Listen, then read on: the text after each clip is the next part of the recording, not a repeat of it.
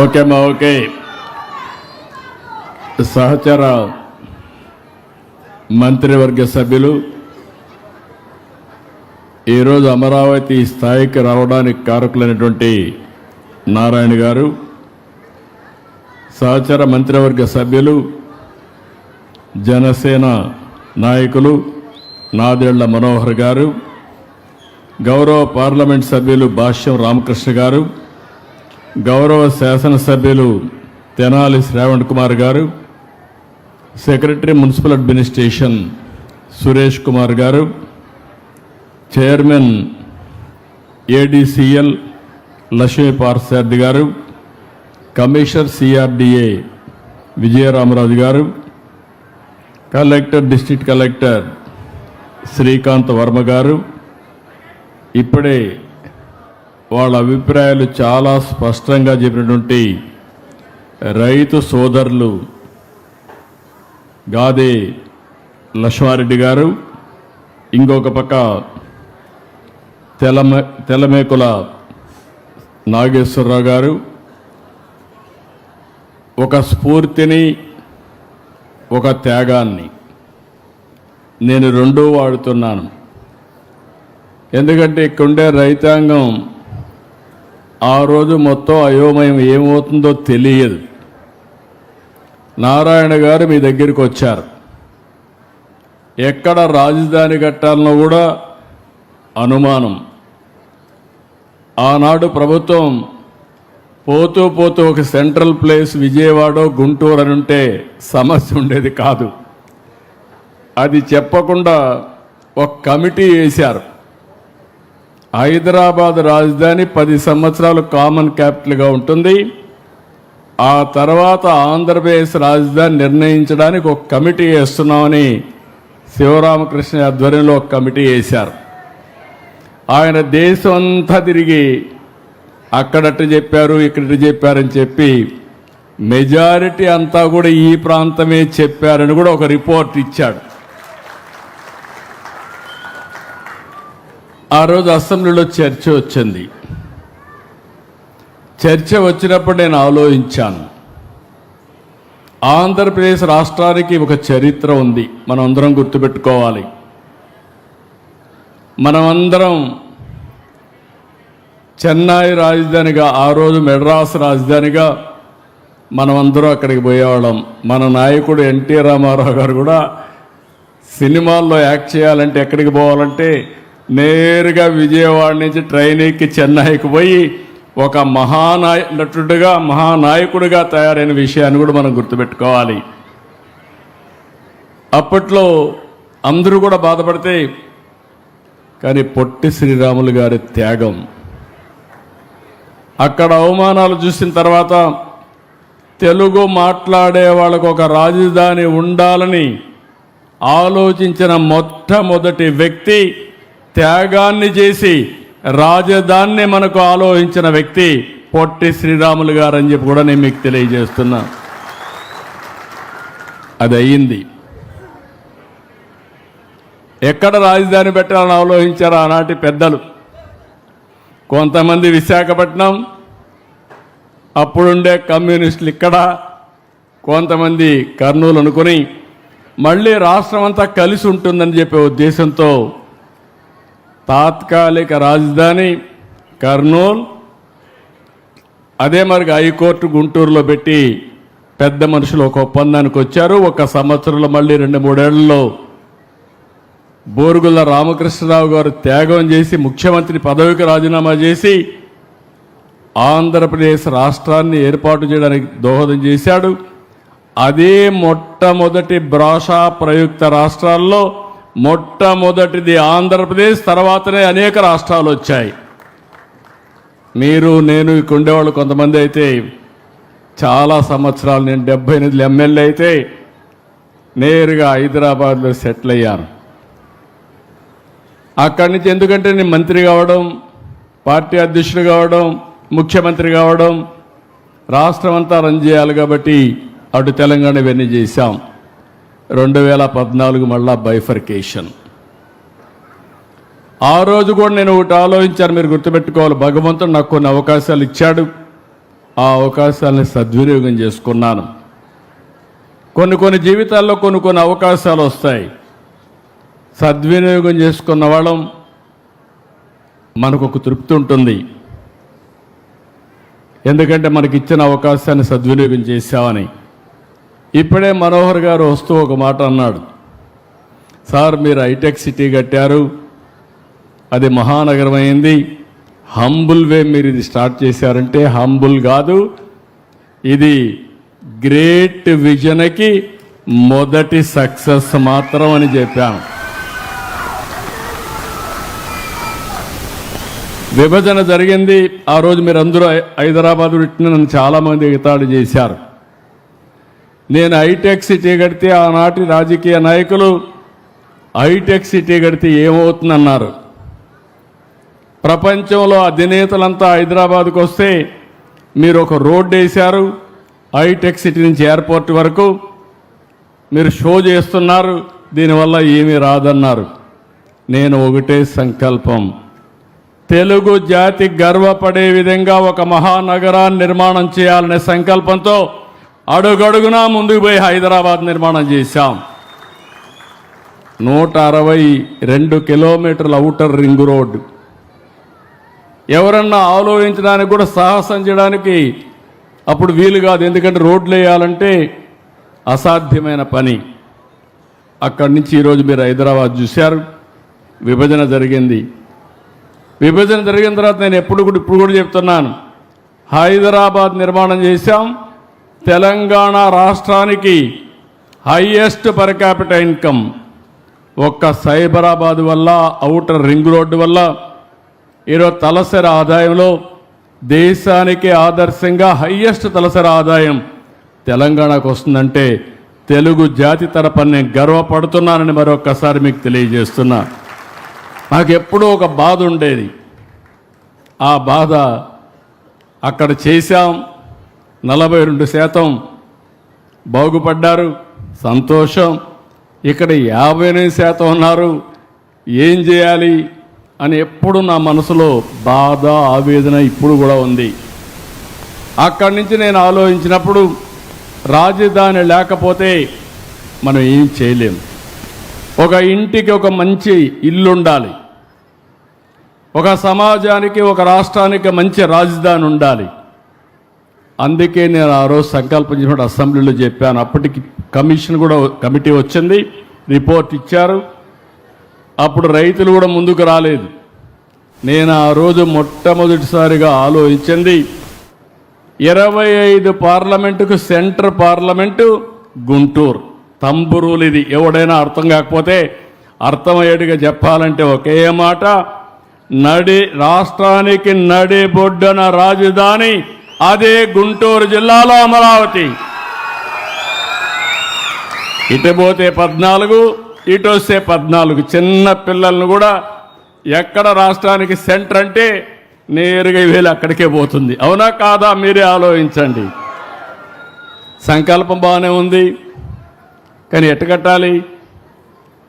నేను కూడా గుంటూరులో లేకుంటే విజయవాడలో ఒక 50 ఎకరాలు తీసుకొని ఒక సెక్రటరియట్ కట్టేయచ్చు, మామూలుగా ఉంటుంది. కానీ భవిష్యత్తు ఏంటని ఆలోచించినప్పుడు నాకు అనిపించింది, దీన్ని ఒక మహానగరం చేయాలి. ఏ విధంగా చేయాలని ఆలోచించినప్పుడు మొట్టమొదటిసారిగా మేము మాట్లాడుతూ ఉంటే నారాయణ గారు మేమందరం ల్యాండ్ పూలింగ్ అనే కాన్సెప్ట్ వచ్చింది. రాజధాని నిర్మాణంలో రైతుల్ని భాగస్వాములు చేస్తే ఎట్లుంటుందని. చాలా బాగుంటుంది, ఎవరున్నారు కనుక్కోండి, ఎవరు వస్తారో కనుక్కోమన్నాం. అప్పుడు వస్తే విజయవాడ, గుంటూరు, మంగళగిరి, ఒక పక్కన అమరావతి ప్రాంతం. అక్కడ ఆలోచించినప్పుడు రైతాంగానికి ఆలోచనిస్తే మీరందరూ ముందుకు వచ్చారు. దేనికోసం వచ్చారంటే, నేను సైబరాబాద్ నిర్మాణం చేయకపోయి ఉంటే మీరు వచ్చేవాళ్ళు కాదు, నా మీద నమ్మకం ఉండేది కాదు.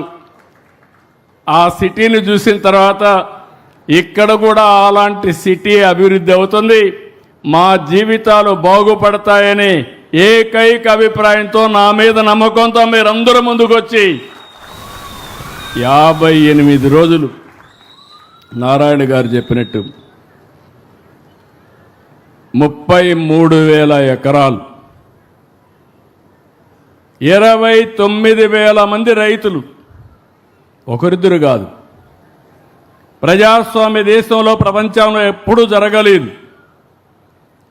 అలాంటి వినూత్నమైన స్ఫూర్తికి కారకులైన అమరావతి రైతాంగానికి మరొక్కసారి శిరస్సు వంచి మీ పాదాభివందనం చేస్తున్నాను. మీరు లేకపోతే ఈ రాజధాని లేదు. 19 అన్నీ కూడా ఇవన్నీ ప్లాన్ చేయడం, నేను ఏది చేసినా కూడా చాలా బాగుండాలని కోరుకుంటా. హైదరాబాద్లో హైటెక్ సిటీ కడితే ఎల్ఎన్టీని పిలిపించి 30 సార్లు నమూనా తయారు చేసిన తర్వాత హైటెక్ సిటీ అంటే ఇట్లా ఉండాలని ఫైనలైజ్ చేశాం కాబట్టి వాజ్పేయి గారు వచ్చి ఇనాగ్రేట్ చేశారు. సాక్షాత్తు అమెరికా అధ్యక్షుడు బిల్ క్లింటన్ వచ్చి అది చూసిన తర్వాత ఆయన కూడా పోయి అమెరికాలో పోయి చెప్పే పరిస్థితికి వచ్చారు. అలాంటి సంఘటనలు చాలా జరిగాయి. అక్కడి నుంచి మీరు ల్యాండ్ ఇచ్చిన తర్వాత నేను ఆలోచించి, ఒకప్పుడు హైదరాబాద్ నిర్మాణానికి సైబరాబాద్ నిర్మాణానికి నేను అమెరికాకి వెళ్ళాను 15 రోజులు. ఈసారి అమరావతి నిర్మాణానికి మొట్టమొదటిసారిగా నేను వెళ్ళిన దేశం సింగపూర్ దేశం అని చెప్పి కూడా నేను మీకు తెలియజేస్తున్నా. ఎందుకు సింగపూర్కి వెళ్ళానంటే, Singapore city one of the best livable city. వాళ్ళు అంచెలంచెలుగా చేశారు. ఒక ఫిషర్మెన్ విలేజ్. ఈరోజు మీరు చూస్తే ఒక లివబిలిటీయే కాకుండా మోస్ట్ అడ్వాన్స్డ్ టెక్నాలజీస్ ఉపయోగించి ముందుకు పోయారు. అందుకని నేను వెళితే నా మీద ఒక్కోసారి నమ్మకాలు పనిచేస్తూ ఉంటాయి. నా మీద నమ్మకంతో నేను అడిగాను, మీరు రిపోర్ట్ ఇవ్వాలంటే ఒక ప్రాజెక్ట్ రిపోర్టు అంటే మొత్తం మాస్టర్ ప్లాన్ తయారు చేయాలంటే చాలా సమయం పడుతుంది. రెండోది నేను టెండర్ పిలిస్తే దానికి ఇంకా ఎక్కువ సమయం పడుతుంది, వేరే మార్గం చూపించమంటే పర్వాలేదు, మీరెప్పుడు మాకు మిత్రుడిగా ఉన్నారు, మీ మీద విశ్వాసం నమ్మకం ఉంది, అందుకనే ₹1 తీసుకోకుండా మాస్టర్ ప్లాన్ డీటెయిల్స్ తయారు చేస్తామని సింగపూర్ గవర్నమెంట్ క్యాబినెట్లో నిర్ణయం చేసి మనకు ఆ పని చేసి పెట్టారు. అలాంటి వాళ్ళపైన 1924లో మీరేగా సఫరర్సు. ఈవెన్ సింగపూర్ గవర్నమెంట్ కూడా వీళ్ళ యొక్క వేధింపులకు గురయ్యే పరిస్థితికి వచ్చింది. అక్కడి నుంచి మామూలు కన్సల్టెంట్ నేను ఆలోచించాలా. నేను టోక్యోలో కన్సల్టెంట్ పెడితే ఆయన ఏదో ప్లాన్లు తయారు చేశారు. అవి చూస్తే నాకు నచ్చలేదు. కడాన నేను ఇప్పుడే నారాయణ గారు ఉన్నారు, నార్మన్ ఫాస్టర్ కన్సల్టెన్సీ. ఇక్కడ చేసే సరిగా చేయకపోతే అందరిని రమ్మంటే రాలేరు కాబట్టి 4 రోజులు వాళ్ళ ఆఫీసులో 3-4 రోజులు వాళ్ళ ఆఫీసులో కూర్చొని ఉదయం నుంచి సాయంత్రం వరకు పని చేయించి ఇప్పుడు మనం తయారు చేసినటువంటి assembly, high court and hour towers, administrative towers ఇవన్నీ కూడా ఐకానిక్ బిల్డింగ్స్ అన్ని క్రియేట్ చేశాం. దానికి కూడా నెగతాళి చేశారు. ఇవన్నీ కూడా గ్రాఫిక్స్ అని. గ్రాఫిక్స్ అన్న వాళ్ళు ఆ గ్రాఫిక్సే నిజమైతే ఏమవుతారో మీరే ఒక్కసారి ఆలోచించుకోవాల్సిన అవసరం ఉంది.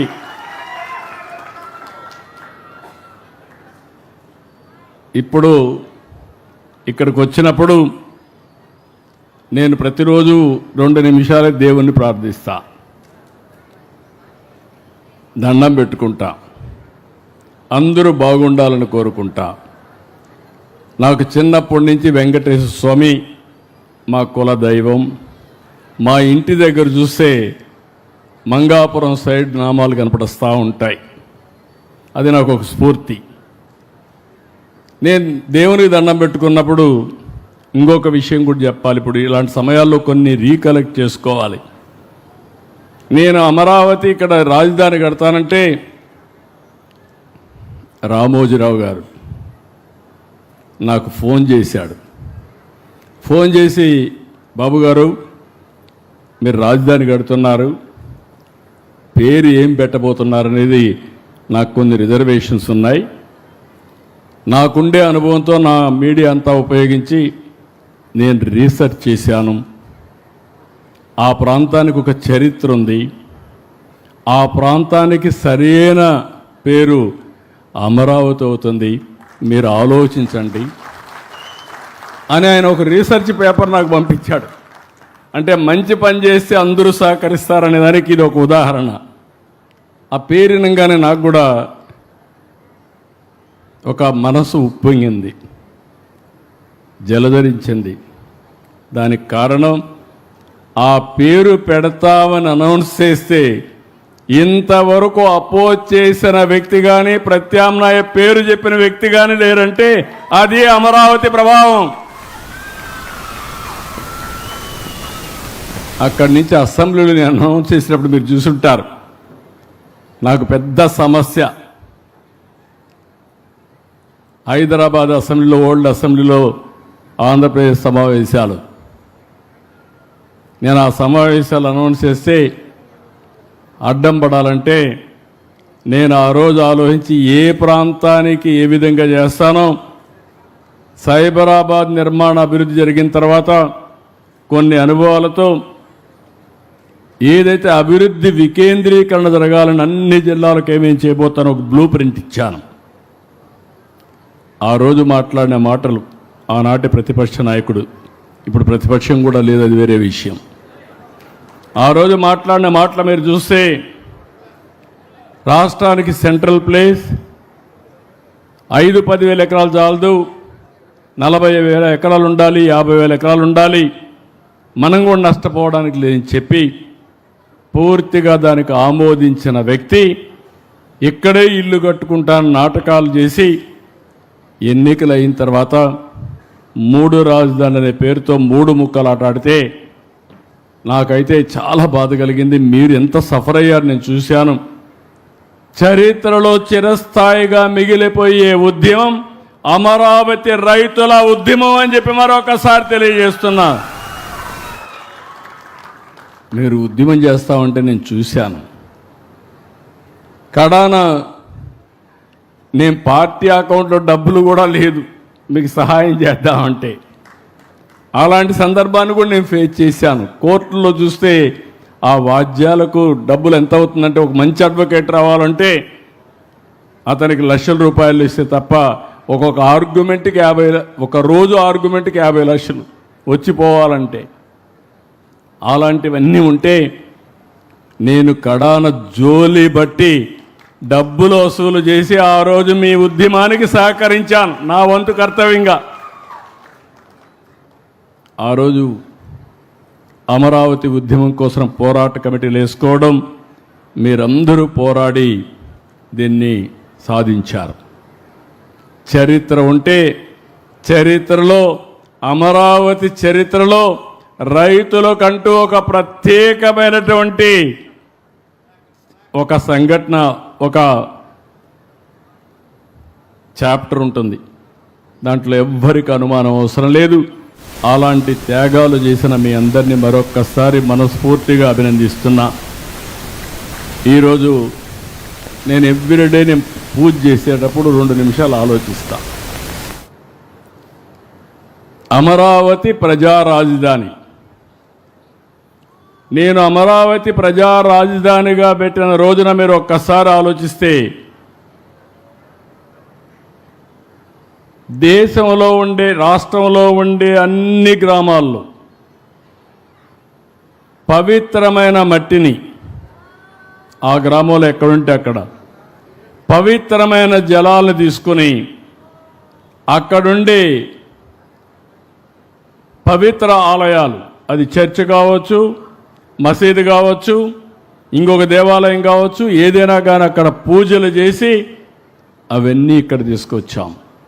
దేశంలో, ప్రపంచంలో ఉండే పవిత్ర దేవాలయాలని తీసుకొచ్చాం. నేనే హెలికాప్టర్లో కూడా తిరిగి మొత్తం ఏరియా అంతా ప్రక్షాళన చేసాం, అన్నీ ఇచ్చేసాం. ఆ మహిమ ఊరికే పోదు.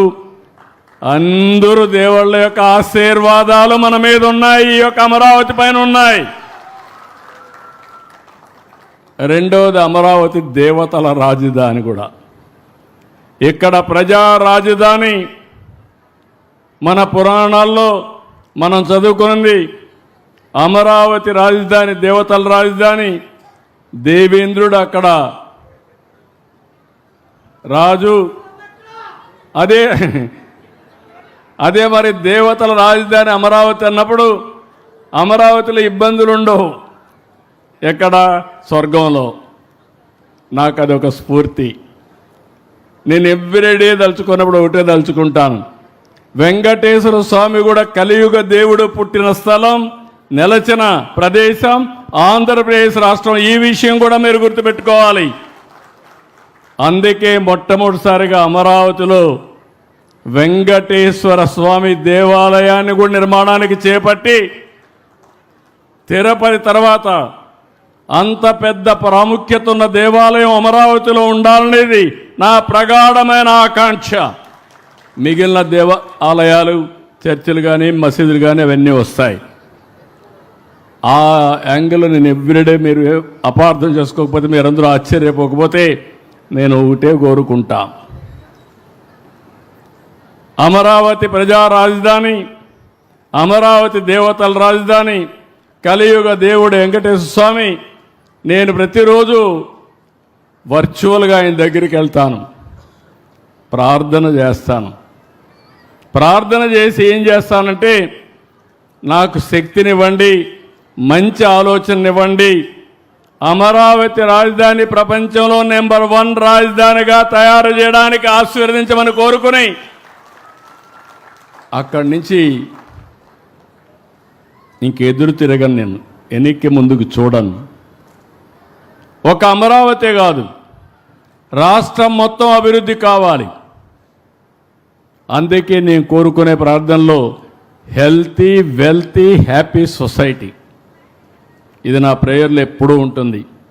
అంటే అందరికీ ఆరోగ్యం ఉండాలి, అందరూ కూడా డబ్బులు ఉండాలి. డబ్బులు లేకుండా, పేదరికం, తిండి లేకుండా ఉంటే మనం ఎన్ని సిద్ధాంతాలు చెప్పినా సిద్ధాంతాలుగానే మిగిలిపోతాయి.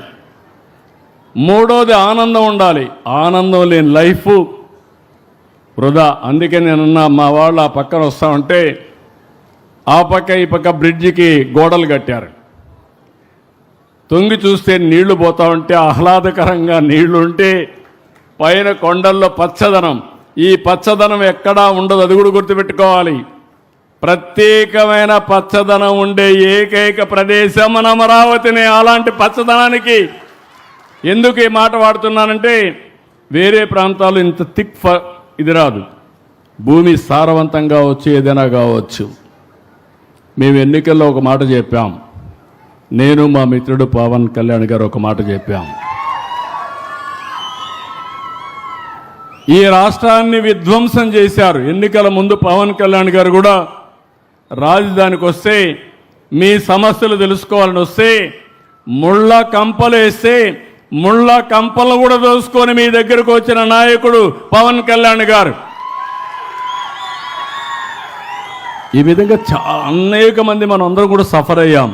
ఒకసారి నేను మా మిస్సెస్ వస్తే, మా మిస్సెస్ చూసిన తర్వాత చేతిలో ఉండే గాజులు తీసేసి అమరావతికి డొనేట్ చేసే పరిస్థితికి వచ్చారు. ఇలాంటి వాళ్ళు చాలామంది ఒక నిస్వార్థంగా స్ఫూర్తినిచ్చారు. ఈరోజు ఇవన్నీ ఆలోచించిన తర్వాత మీకు ఒకటే చెప్తున్నాను, అమరావతి ఏ విధంగా ఉంటుందనే దానికి ప్రపంచంలో ఎక్కడా లేని సిటీగా ఉండాలంటే నో పోల్స్. ఎక్కడా పోల్సే కనపడవు. ఏ సర్వీస్ కూడా రావాలంటే రోడ్డు కట్ చేసే పనే ఉండదు. నేను హైదరాబాద్ చూసేవాడిని, సెక్రటరియట్ ముందర, అసెంబ్లీ ముందర ఒక ఆయన వచ్చి ఒకసారి రోడ్డు కట్ చేస్తాడు, ఆయన వెళ్ళంగానే ఇంకొక ఆయన వస్తాడు, నేను కరెంటు నీళ్లు తీసుకుపోవాలి, ఆయన కట్ చేస్తాడు.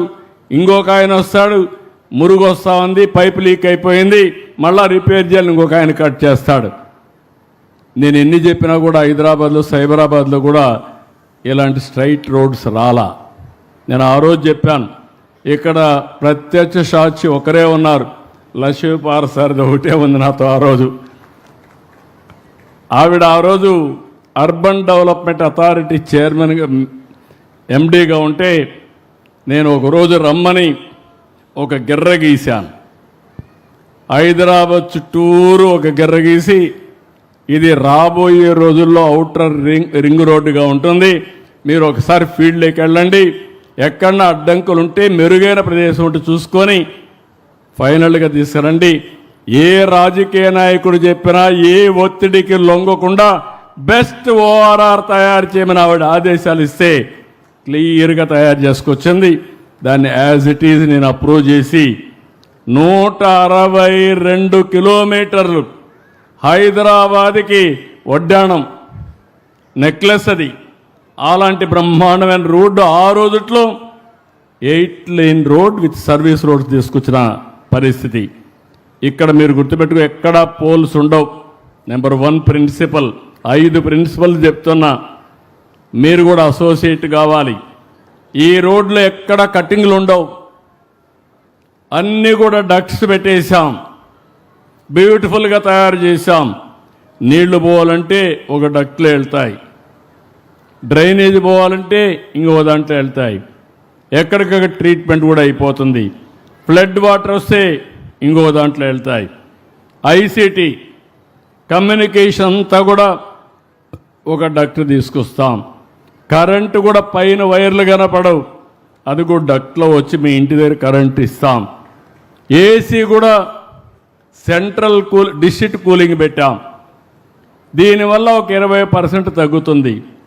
గ్యాస్ కూడా సిలిండర్లు రావు, పిఎన్జి ఉంటుంది, కరెంటుతో వంట చేసుకునే పరిస్థితి వస్తుంది, ఎవ్వరు కూడా అటు ఇటు తిప్పే పరిస్థితి ఉండదు. ఇది నెంబర్ 1 ప్రిన్సిపల్. నెంబర్ 2 ప్రిన్సిపల్ ప్రపంచంలో ఎక్కడా లేనిది మనకే ఉంది, నీళ్లు. ఈ సంవత్సరం ఎల్లినో చాలా సమస్యలు ఉన్నాయి. ఆ రోజు దూరదృష్టితో పట్టిసీమ ప్రారంభించి పట్టిసీమ నుంచి కృష్ణా డెల్టాకు నీళ్లు తీసుకొచ్చి ఇచ్చింది 12 సంవత్సరాల కంటే ముందు. ఆ నీళ్లు ఈరోజు శ్రీరామ రక్ష మనకు. రాబోయే సంవత్సరం పోలవరం పూర్తి చేస్తాం, పోలవరం నీళ్ళని కృష్ణా జిల్లా తీసుకొస్తాం. నేరుగా గ్రావిటీతో కృష్ణా డెల్టా పారడమే కాకుండా అమరావతి ఒక పక్కన కృష్ణా నీళ్లు, ఇంకో పక్క గోదావరి నీళ్లు, రెండు చూస్తే అమరావతి మొత్తం నీటి సమస్య ఉండదు. ఇలాంటి బ్రహ్మాండమైన నది ఉండే ఏకైక రాజధాని మన అమరావతి అని మరొకసారి తెలియజేస్తున్నా. లోపల కూడా వాటర్ పెట్టాం, కెనాల్స్ పెట్టాం. విజయవాడలో కూడా 3 కెనాల్స్ ఉన్నాయి. వెస్ట్రన్ డెల్టాకి ఇంకో కెనాలు మనోహర్ నేరుగా తెనాలి వరకు వెళ్తుంది. అది కూడా వాటర్ ట్రాన్స్పోర్టేషన్ కూడా ఉపయోగిస్తాం. నీళ్ళు ఎప్పుడు కూడా మనిషికి ఆహ్లాదకరం, నీటిని చూస్తే టెన్షన్ పోతుంది, ఒక ప్లజెంట్ అట్మాస్ఫియర్ క్రియేట్ అవుతుంది. అందుకే రెండో ప్రిన్సిపల్ కింద బ్లూ సిటీ అంటున్నాను. మొదటిది నో పోల్ సిటీ, రెండోది బ్లూ సిటీ, మూడోది గ్రీన్ సిటీ. బయోడైవర్సిటీలో ప్రపంచంలో నెంబర్ 1 మన అమరావతి. ఏ చెట్టు కావాలన్నా వస్తుంది. చెట్టు ఎప్పుడు కూడా మనకు ఆహ్లాదకరంగా ఉంటుంది, ఆరోగ్యకరంగా ఉంటుంది, మనకు ఆక్సిజన్ ఇస్తుంది. కాబట్టి గ్రీన్ సిటీ కూడా తయారు చేస్తాం. గార్డెన్స్కి ఎక్కువ ఇంపార్టెన్స్ ఇస్తాం. ఇక్కడ మీరు చూసారు, మొన్నటి వరకు చూస్తే ఈ ప్రదేశం ఇంత సుందరంగా ఉండేది కాదు. ఈరోజు చెట్లు పెట్టిన తర్వాత, ఇది చేసిన తర్వాత మనం ఇక్కడికి వస్తానే మన ఊరేనా, నిన్నటి వరకు తిరిగిన కరకట్ట రోడ్డేనా, దాని పక్కనే ఇది వచ్చిందా అని మనకందరికీ ఆశ్చర్యం కలిగే పరిస్థితి. ఈరోజు ఇది చేస్తే నాకు కొంతమంది అంటున్నారు, నిన్నటి వరకు కరకట్ట రోడ్లో పోయి ఎన్నో ఇబ్బందులు పడ్డాం, కొంతమంది చనిపోయాం. ఈరోజు అమరావతి రాజధానికి రాజమార్గాన్ని ఏర్పాటు చేసుకున్నాం. వన్స్ ఈ రోడ్డు ఎక్కితే ఇంకా మీకు అక్కడి నుంచి అనుభూతే. ఇంకా ట్రావెల్ చేయడం అనేది రాజధాని ఎట్లుంటుందో ఊహించుకోవడమే. అలాంటి ఇది ప్రారంభం మాత్రం.